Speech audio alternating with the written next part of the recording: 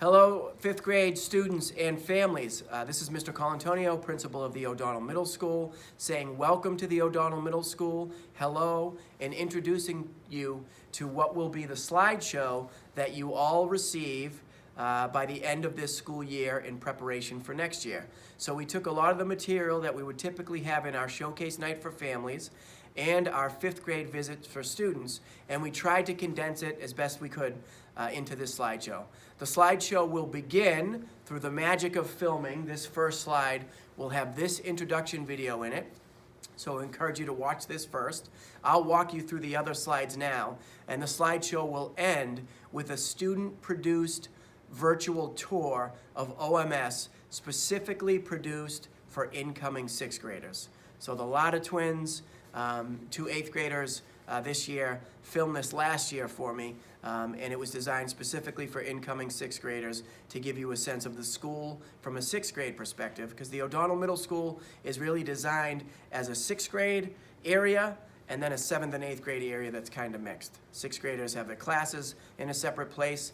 Sixth grade lunch is separate from seventh and eighth grade, and so the virtual tour that the students produced really gives you a sense of what it's like to be a sixth grader here at OMS.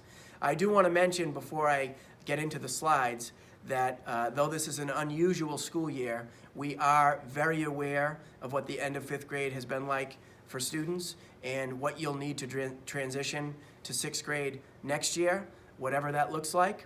I have been visiting fifth grade Google Classrooms meets and Zooms, and I've been having great conversations with fifth grade students and answering questions, and I am letting them know that I've done 13, they'll be my 13th transition, fifth to sixth grade. We're really good at it at OMS. We got you covered, and I also have a fifth grade daughter at home, so I am uniquely familiar with what fifth graders are missing out on at the end of this school year. So between those meets and Zooms, and between this video, we're hoping that you get a sense of what it's like to transition to sixth grade next year. We will also be planning our late August orientation for sixth graders. Sixth graders will come into the building and get their team assignment. They'll get their first period assignment, their locker assignment, and their locker combination, and they'll get some practice opening those lockers, and then they'll do a little scavenger hunt for some sixth grade places around the building. If for whatever reason we're not able to have that orientation in August, and I see no reason why we won't, but if we are not able to have that orientation, the first day of school for sixth graders would start with that orientation. So not to worry with that. And parents, our back to school night is a couple of weeks into the school year.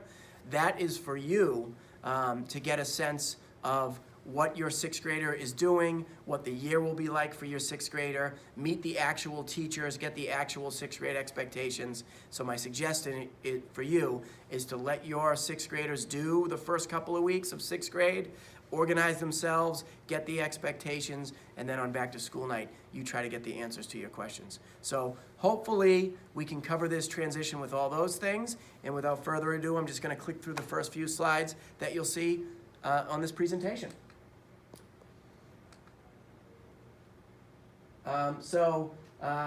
First is our mission statement. Everything that we do is about the mission statement. So it's the acronym for respect, responsibility, effort, spirit, pride, excellence, compassion, and teamwork. I cover a little bit of classes in the schedule. There are team classes, social studies, science, math, ELA, social studies, science, math, ELA. Sorry, that's the 4. ELA is English Language Arts. And then there are other classes in reading, STEM, physical education and health. We have art classes, some enrichment classes, and they're all listed here. That's what our bell sounds like, by the way. We do letter grading at OMS, and that's one adjustment that kids need to make.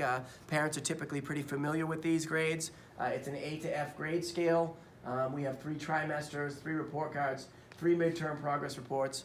Each teacher in class will be utilizing the gradebook and parent portal, so you can see in real time every assignment, grade, and average for all your classes, students and parents. Here are some helpful tips. We start early, 7:35, but we end early, 2:12. A grade 6 school supply list will be on our website, so check that out at some point. An agenda is provided for every student. We always tell students to stay organized and do all of their homework.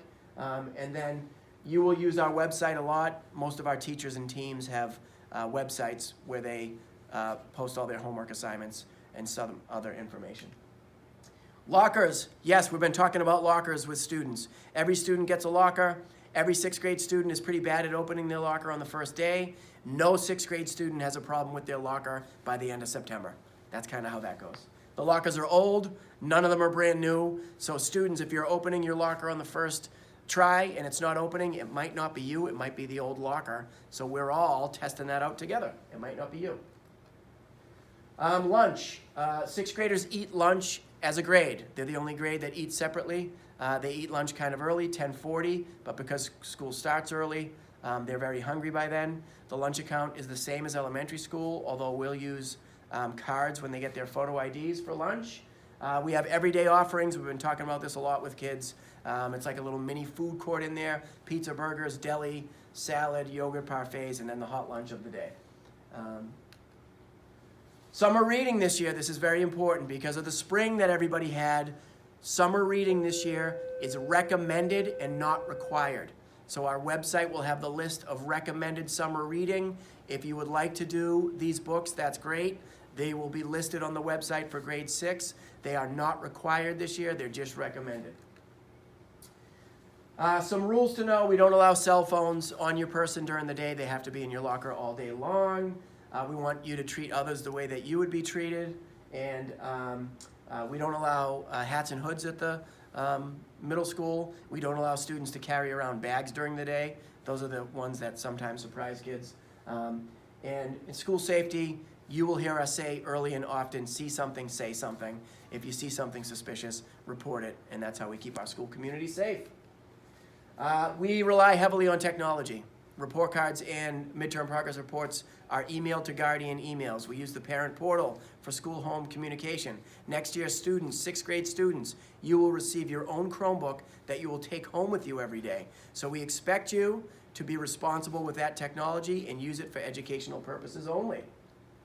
Get involved. We are hoping to run after-school activities next year. If we run them, we usually run about 27 to 30 after-school activities. We have something for everyone. It'll be listed on the website and in this slideshow, so take a peek. If you have any questions at all, please call the main office this summer or the end of the school year, or email me directly. My email address is on the slideshow. I hope this information is helpful. Watch the virtual tour now after you do the slideshow. And we really welcome you to what I think is the greatest middle school in the United States of America, the O'Donnell Middle School. Thanks.